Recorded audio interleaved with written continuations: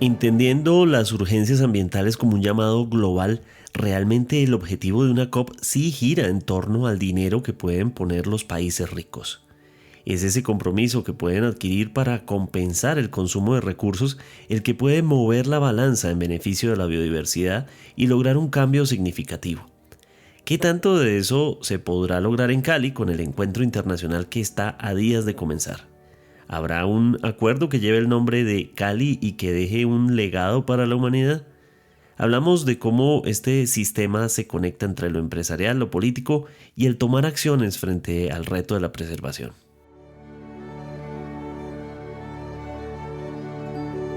Exploramos en este episodio además cómo los jóvenes son un rostro de ese compromiso para las décadas futuras. Este es el último episodio de la serie que el Café de hoy dedica a la COP16 en alianza con Davivienda, en la que hablamos de biodiversidad, sostenibilidad y entender la importancia del encuentro histórico que se vivirá en la capital bayuna, porque Colombia es nuestra casa. Conozcámosla y hagámosla entre todos más próspera, incluyente y verde. Además, un resumen de los hechos que han sido noticia en las últimas horas. Hoy es miércoles 16 de octubre. Mi nombre es Carlos Solano y este es el Café de hoy de El Tiempo.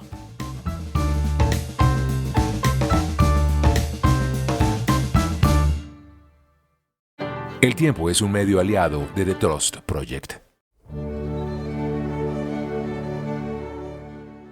En solo 50 años, el tamaño promedio de las poblaciones de vida silvestre ha caído un 73%.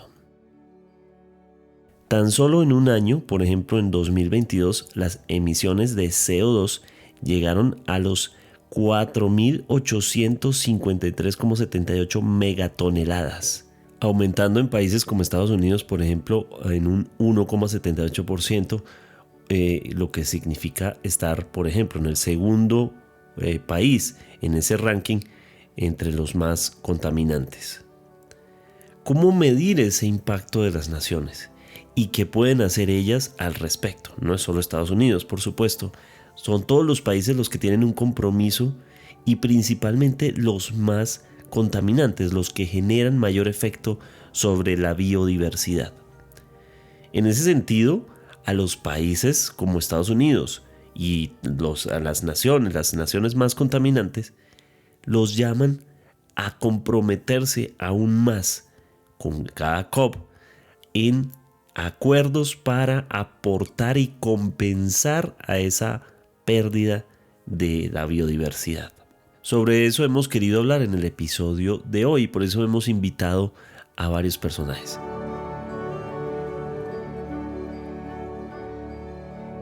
¿Qué puede lograr el compromiso de un país desarrollado en la COP16? Le preguntamos al climatólogo Benjamín Quesada, quien es profesor del programa de Ciencias del Sistema Tierra de la Universidad del Rosario, maestría y doctorado en climatología y postdoctorado en interacciones vegetación-atmósfera. Vale, entonces para eso necesitamos un poco de contexto, qué fue la COP15 y luego qué panorama nos deja o nos puede dejar la COP16. Entonces, en diciembre de 2022 se dio la COP15 en Montreal y tuvimos alrededor de 190 países que adoptaron lo que se llamó un nuevo marco global de biodiversidad, o MGB, que es una sigla que vamos a ver en estos próximos días. Entonces, esto dentro del convenio sobre la diversidad biológica, que es este convenio que firmaron todos los países, todas las partes, y por eso se dan estas conferencias de las partes cada 2 años. La idea global es detener e invertir la pérdida de biodiversidad. Y para eso, el MGB, este marco, contiene 4 objetivos generales globales y 23 metas para 2030 con el fin de justamente proteger esta naturaleza. Entonces tenemos metas como conservar el 30% de la tierra, 30% de los océanos de aquí a 2030 y también, como lo dice usted, tenemos también compromisos para financiar esto. Eso es sumamente importante. Lo hemos visto también en la COP de cambio climático. Lastimosamente no se ha logrado los 80.000 millones o 100.000 millones de dólares que se están contemplando en el Acuerdo de París, que limita el cambio climático. Entonces, los países tipo Estados Unidos no han hecho el paso para lograr esta meta, ¿sí? Nadie los va a llevar a la cárcel, lastimosamente no hay mecanismos sancionatorios para eso, es sobre la buena voluntad, aunque es un acuerdo también vinculante, ¿vale? Pero entonces, lo que busca esta COP es también uno de sus componentes poder asegurar financiamiento. Unos expertos están hablando ya de 200.000 millones de dólares y esto incumbiría sobre todo a los países más responsables de la pérdida de biodiversidad, que son los países del norte global, como Estados Unidos, por ejemplo, o países de Europa. ¿Qué significa en términos prácticos ese dinero? Por ejemplo, si una nación aporta 50.000 millones de dólares, ¿eso qué representa? ¿En dónde ayuda? ¿Cuál es el punto en el cual ese compromiso va a tener un efecto?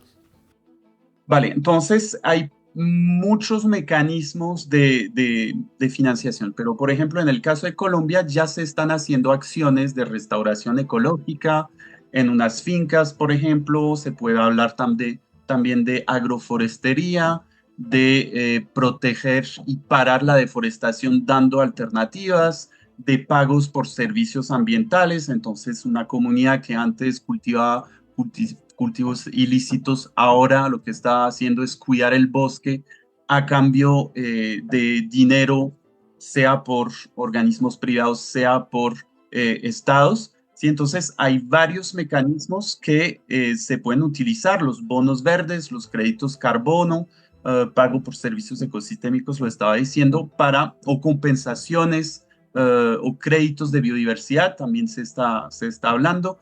Entonces, eso son sumas, fondos de dinero que se supone van hacia proyectos que maximizan la reducción de pérdida de biodiversidad. Toda la pregunta es, primero, saber si el dinero va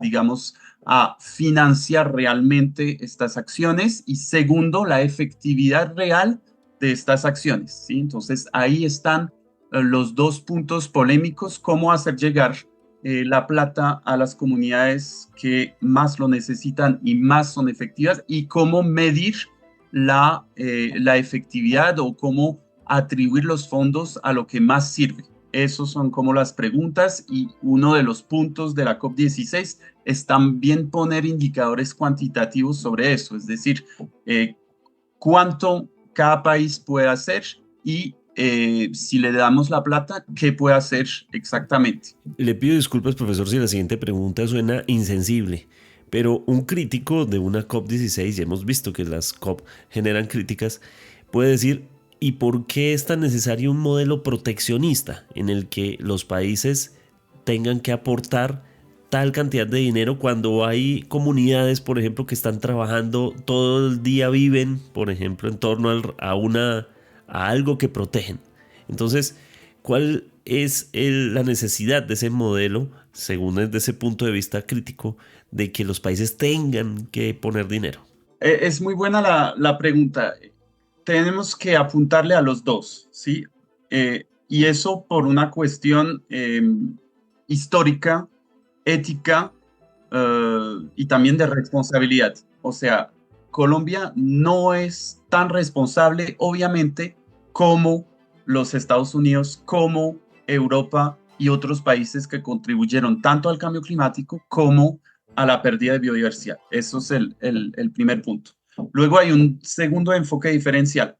Todos en Colombia no tienen la misma responsabilidad frente a esta pérdida de biodiversidad o a este cambio climático. Sabemos que los déciles o las clases con mayor recurso pues tienen una huella carbono, una huella ecológica mucho más alta que si viviríamos todos como ellos, pues necesitaríamos 5 o 6 planetas, ¿sí? Entonces eso en Colombia también lo tenemos.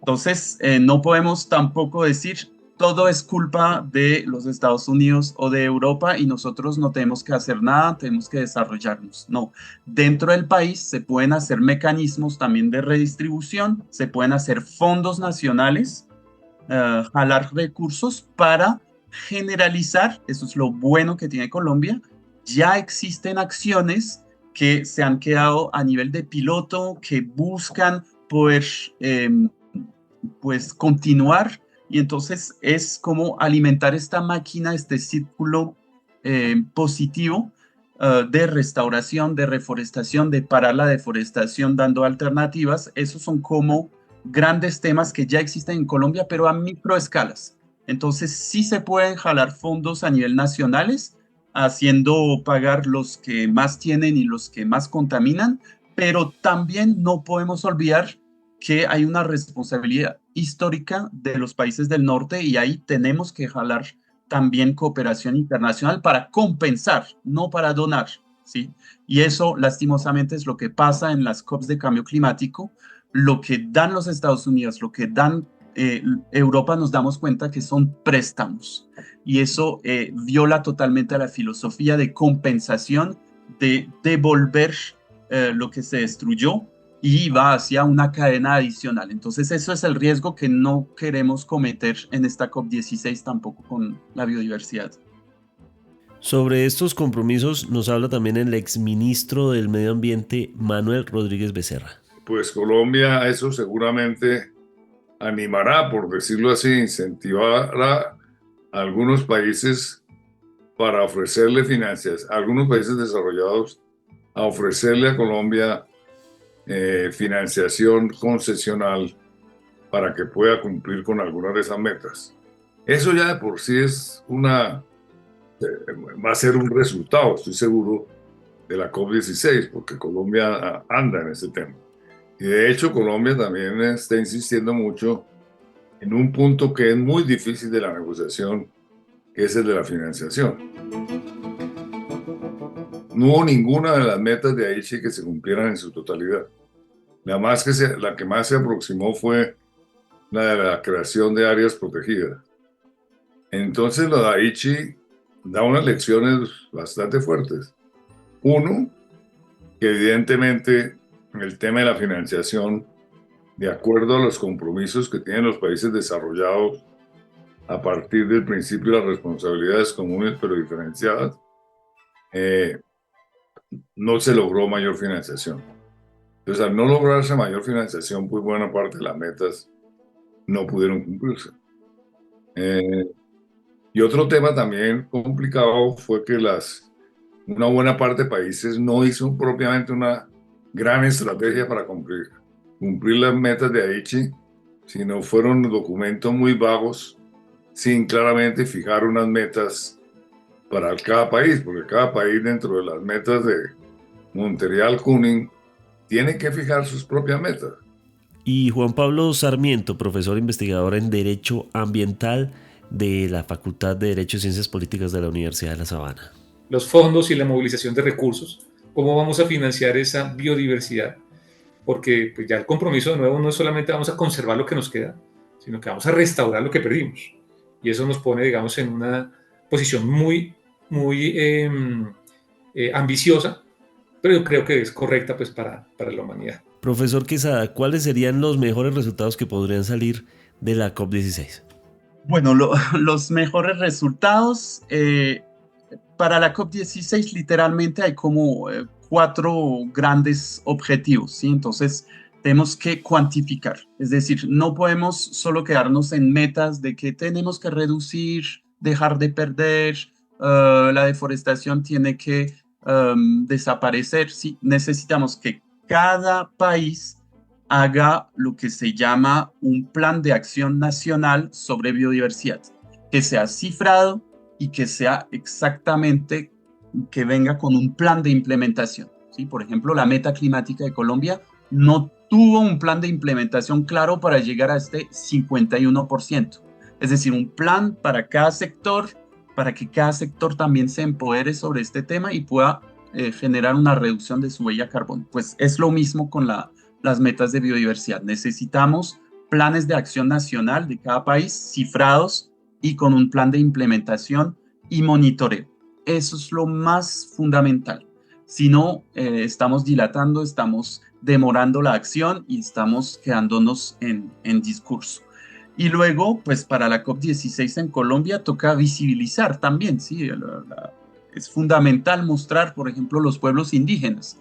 Ya a nivel científico se reconoce que los pueblos indígenas a través del mundo operan una protección de la naturaleza súper efectiva, ¿sí? Entonces, ¿por qué no en Colombia sobre todo, que es un país multiétnico, pues promover también esta parte, ¿sí? Entonces, serían como los logros, hacer que se invierta más en las comunidades que han logrado, que son efectivas en términos de reducción de pérdida de biodiversidad, lograr financiamientos y planes de acción nacional.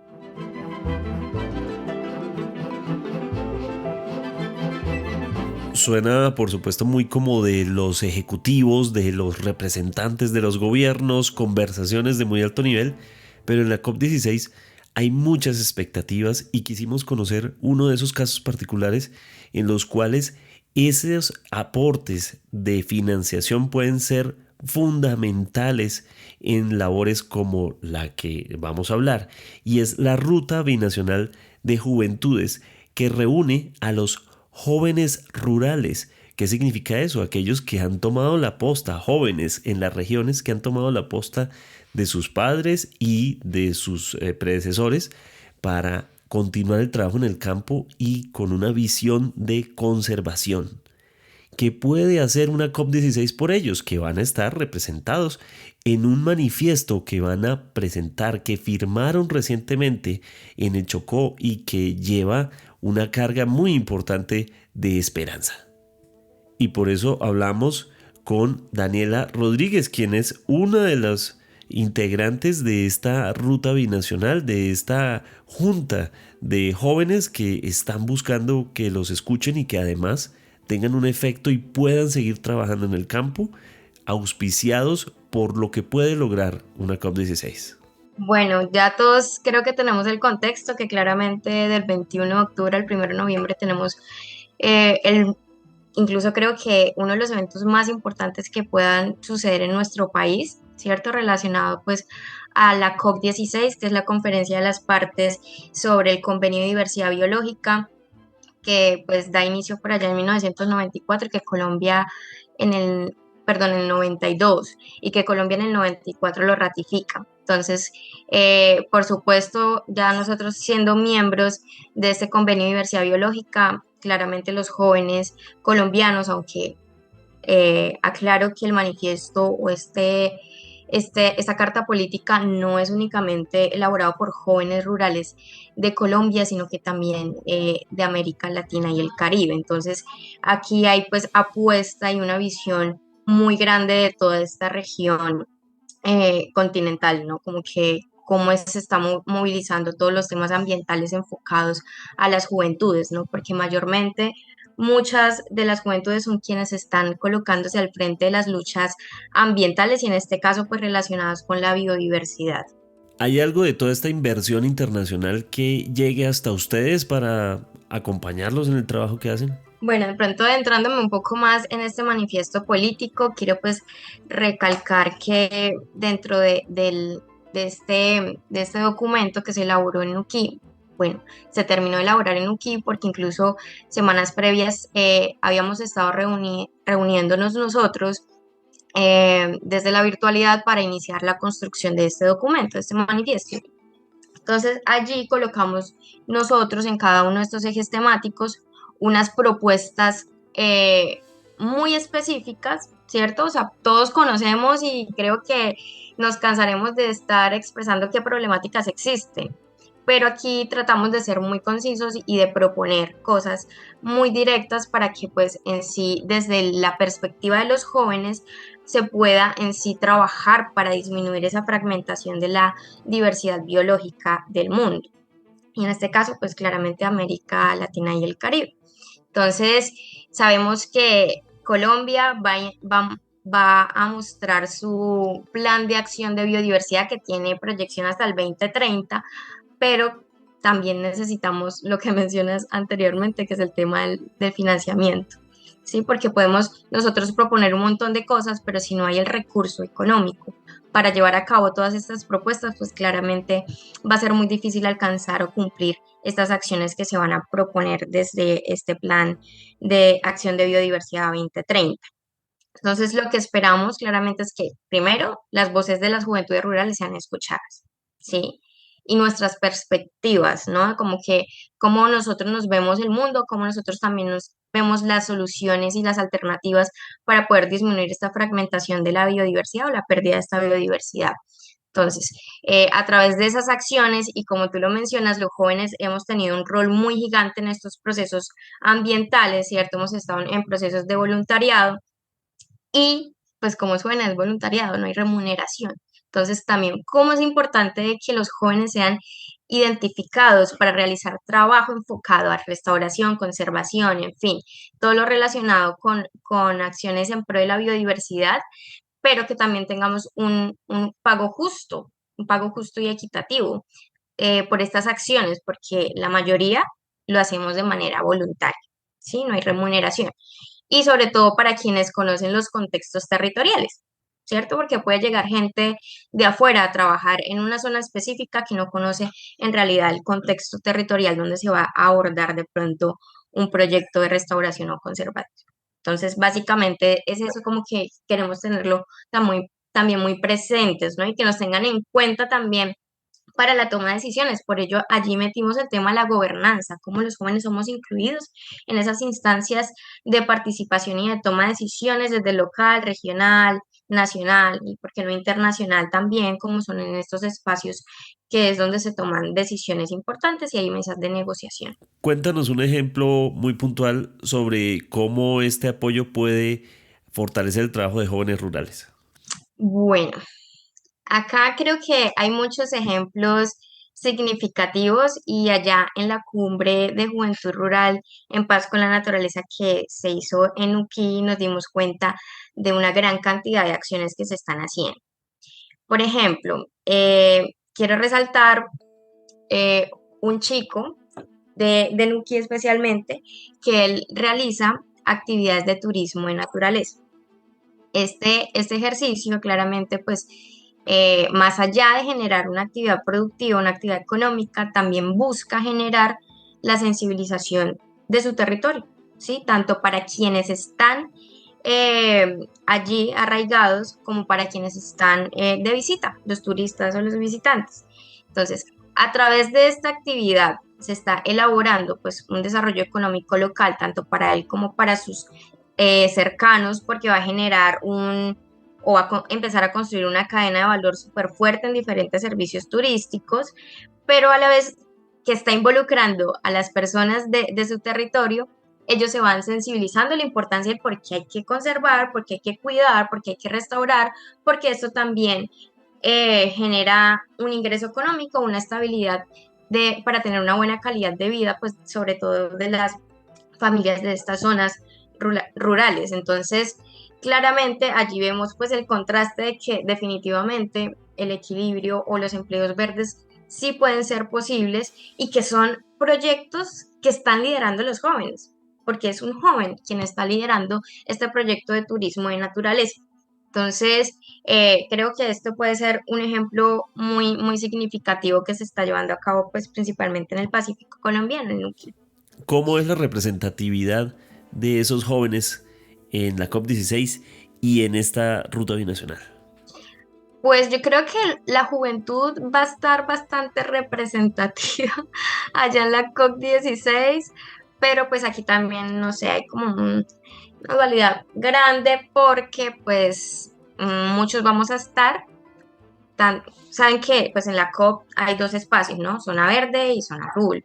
La zona verde es un espacio totalmente público donde cualquier persona puede ir, hay más de 1000 eventos a ejecutarse durante el 21 al 1 de noviembre y en la zona azul, que es donde se hacen los procesos de negociación sobre el marco global de Cumin Monterreal, pues allí también pues hay espacio para los jóvenes, ¿sí? Pero para ello había que generar o solicitar una acreditación para tener el pase en esas zonas azul.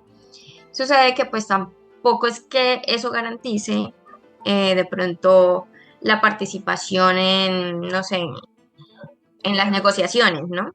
Sino que de pronto podamos estar es como observadores y participar de pronto en otros espacios más académicos, de discusión de ciudadanía, en fin, sobre la biodiversidad. Entonces allí como que también sigue siendo pues muy limitada la participación, ¿cierto? De pronto de que podamos nosotros directamente expresar nuestros sentires, pero sí se generan espacios, como te digo, tanto en zona verde como en zona azul, donde nosotros podemos conversar y mostrar qué es lo que estamos tratando de generar o sobre todo proponer como alternativas para estos procesos de pérdida de biodiversidad.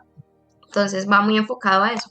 Igualmente, creo que es un reto gigante, no solamente para la COP16, sino para todos los espacios. O sea, es que realmente el mundo es muy adultocentrista y cuando ven a un joven como que, ay, sí, qué chévere, pero como que no es muy tomado en cuenta, como que sus ideas no son de pronto tan importantes porque tal vez no tiene tanta experiencia como lo puedo tener yo, hipotéticamente una persona de 40 años con un montón de estudios y experiencia laboral.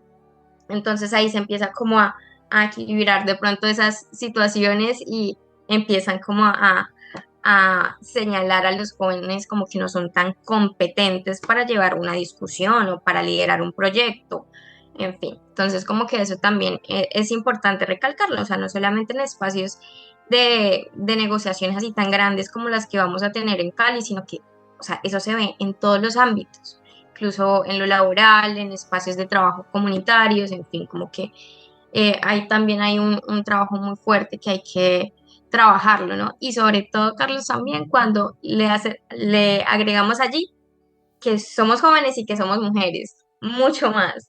Y creo que es algo que quiero resaltar del marco global de Cumi Montreal, y es que en la meta 23 va enfocada a la equidad de género, como también las mujeres pueden apostarle a esa construcción para generar actividades positivas o disminuir los impactos ambientales a la biodiversidad. Entonces eso también creo que es un punto muy importante que hay que empezar a hablar y tratar allá en la COP16, cómo es el papel de la mujer joven en estos espacios. Y hacia adentro, es decir, hacia quienes representa ese manifiesto, ¿cuántos jóvenes rurales en Colombia, si eso se puede medir, se ven reflejados en lo que se va a discutir? Bueno, allá en Nuquí estuvimos aproximadamente 170 jóvenes, ¿sí? Haciendo presencia en terminar de construir el manifiesto. Esto es entonces la esperanza que está puesta en muchos jóvenes y cómo ellos tienen una misión que esperan haya vasos comunicantes en la COP16 entre quienes tienen todas estas iniciativas y quienes tienen el poder para ayudar. Y así llegamos al final de esta serie que hemos dedicado a la COP16 en alianza con Davivienda. Seguiremos, por supuesto, durante la COP16 en el cubrimiento de los mejores momentos y de las mejores conclusiones que haya de la COP16.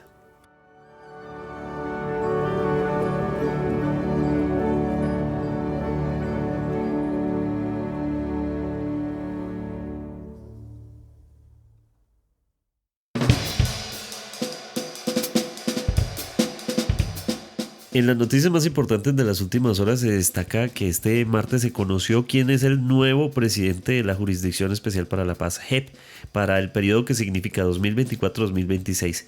Se trata del magistrado Alejandro Ramelli, quien se desempeñó como magistrado auxiliar de la Corte Constitucional durante 14 años. También ha sido magistrado auxiliar del Consejo de Estado y fue fiscal delegado ante la Corte Suprema de Justicia. El panorama que viene hacia adelante de la JEP, en la que ha habido mucho debate sobre su pertinencia y su continuidad desde el mismo gobierno Petro, ha sido uno de los temas planteados, pues significará hacer todo un espacio que puede llevar a la conclusión de sus procesos de investigación. Entonces tiene un reto gigante.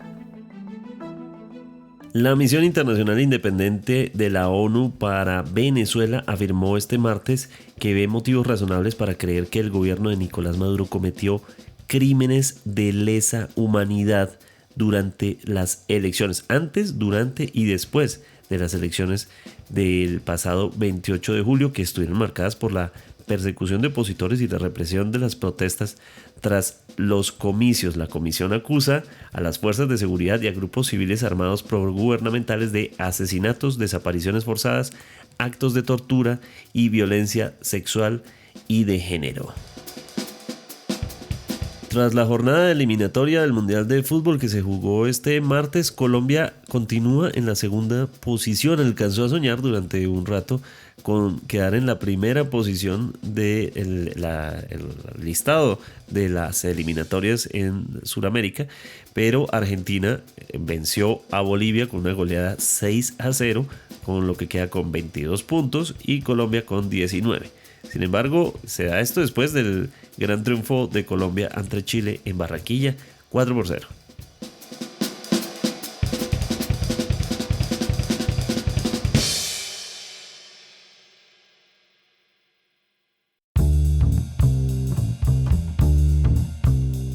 Gracias por acompañarnos en el café de hoy. Suscríbase en todas las plataformas de podcast y en el canal de YouTube de El Tiempo. Nos encuentran también en Instagram y en X como @podcasteltiempo. Además, si quieres recibir a través de WhatsApp la notificación de cada nuevo episodio, siga el enlace que se encuentra en la descripción o envíenos un mensaje con la palabra suscripción al teléfono 320-353-27 y haga parte de la comunidad de El Café de Hoy. Este episodio fue producido por Juan Alejandro Motato. Mi nombre es Carlos Solano.